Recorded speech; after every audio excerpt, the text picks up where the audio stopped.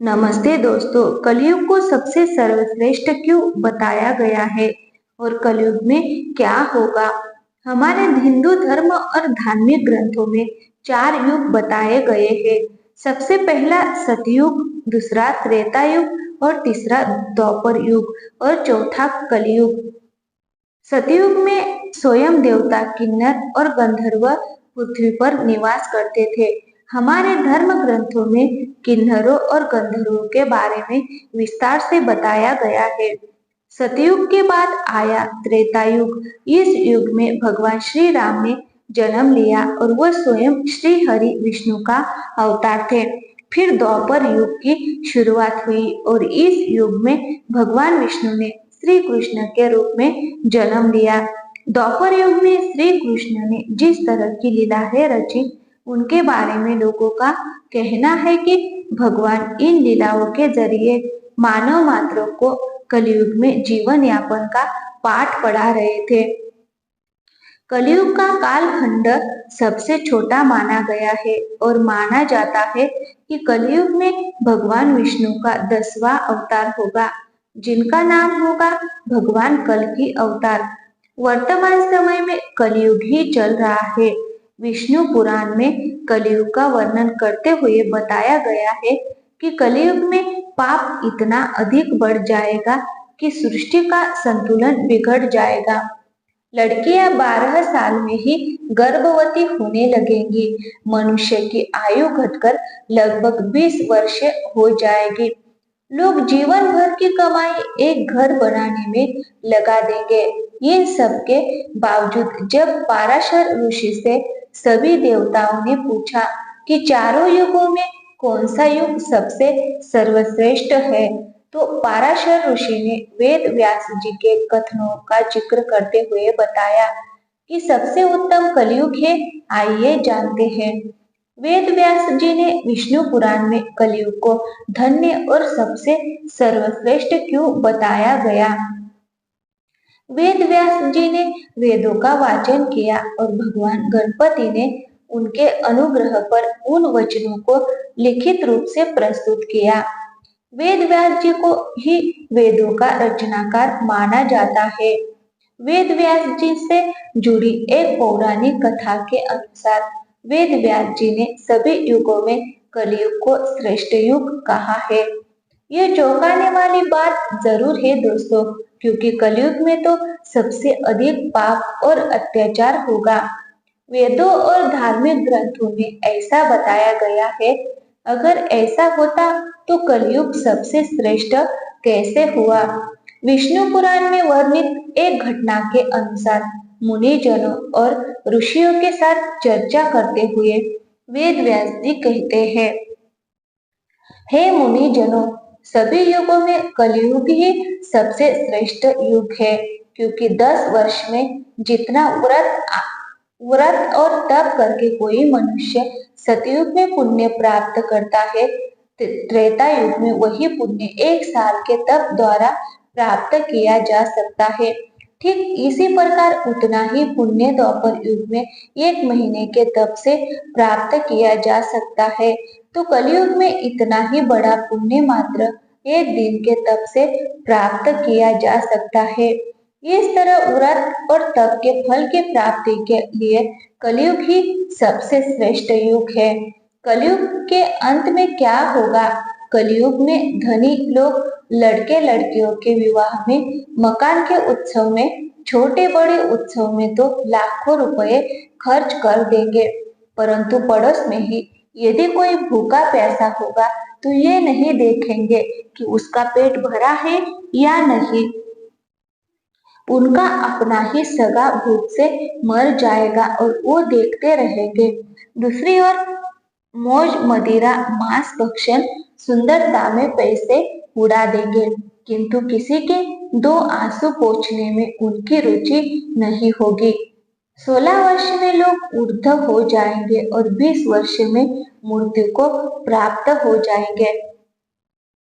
इंसान का शरीर घटकर बौना हो जाएगा। ब्रह्म वैवर्त पुराण में बताया गया है कि कलयुग में ऐसा समय भी आएगा जब इंसान की उम्र बहुत कम रह जाएगी। युवावस्था समाप्त हो जाएगी। कलयुग के प्रभाव से प्राणियों के शरीर छोटे छोटे क्षीण और रोगग्रस्त होने लगेंगे। कलयुग के धर्म के अंतर्गत श्री शुकदेव जी परीक्षित जी से कहते हैं, जो जो घोर कलयुग आता जाएगा तो उत्तरोत्तर धर्म, सत्य, पवित्रता, क्षमा, दया, आयु, बल और स्मरण शक्ति का लोप होता जाएगा। अर्थात लोगों की आयु भी कम होती जाएगी। जब कलयुग बढ़ता चला जाएगा, जिस समय कल की अवतार आएंगे, चारों वर्णों के लोग बोनों के समान हो जाएंगे। गायें भी बकरियों की तरह छोटी छोटी और कम दूध देने वाली हो जाएगी। स्त्रियां कठोर स्वभाव वाली व कड़वा बोलने वाली होंगी। वो पति की आज्ञा नहीं मानेंगे। जिसके पास धन होगा उसी के पास स्त्रियां रहेगी। मनुष्य का स्वभाव गंधों जैसा होगा। केवल गृहस्थ का भार ढोने वाला रह जाएगा। लोग विषयी हो जाएंगे। धर्म कर्म का लोप हो जाएगा। मनुष्य जप रहित नास्तिक व चोर हो जाएंगे। सभी एक दूसरे को लूटने में रहेंगे।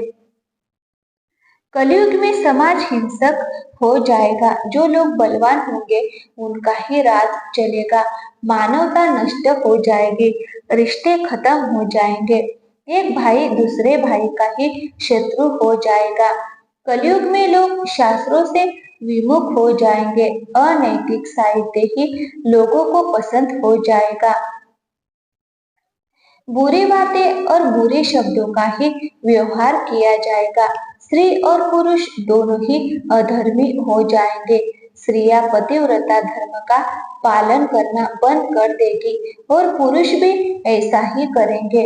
स्त्री और पुरुष से संबंधित सभी वैदिक नियम विलुप्त हो जाएंगे। लोग ऋण चुकाए बिना ही हड़प लेंगे तथा जिसका शास्त्र में कहीं विधान नहीं है ऐसे यज्ञों का अनुष्ठान होगा। मनुष्य अपने आप को ही पंडित समझेंगे और बिना प्रमाण के ही सब कार्य करेंगे। तारों की ज्योति फीकी पड़ जाएगी। दसों दिशाएं विपरीत होंगी। पुत्र पिता को तथा बहुएं सास को काम करने भेजेंगे। कलयुग में समय के साथ साथ मनुष्य वर्तमान पर विश्वास करने वाले, शास्त्र ज्ञान से रहित, दंभी और अज्ञानी होंगे। जब जगत के लोग सर्वभक्षी हो जाएंगे, स्वयं ही आत्मरक्षा के लिए विवश हो तथा राजा उनकी रक्षा करने में असमर्थ हो जाएंगे, तब मनुष्य में क्रोध, लोभ की अधिकता हो जाएगी। जब चारों तरफ पाप का साम्राज्य बढ़ जाएगा और लोग भूख से तड़प तड़प कर मरने लग जाएंगे, तब पुराणों के अनुसार भगवान विष्णु के 10वें अवतार भगवान कल्कि का जन्म होगा। तो भगवान विष्णु के अवतार भगवान कल्कि समस्त संसार से कुछ दिनों में ही पापियों का सर्वनाश करके पुनः धर्म की स्थापना करेंगे। जब कलयुग में सारे पापियों का सर्वनाश हो जाएगा, उसके बाद नया युग सतयुग के निर्माण के लिए और कलयुग के प्रभाव को खत्म करने के लिए लगातार इस पृथ्वी पर 12 वर्षों तक एक मोटी एवं मूसलाधार वर्षा एवं वज्रपात होगी, जिससे समस्त पृथ्वी जलमग्न हो जाएगी। तब फिर एक साथ 12 सूर्य उदय होंगे और जलमग्न हुई पृथ्वी का जल सोख लेंगे।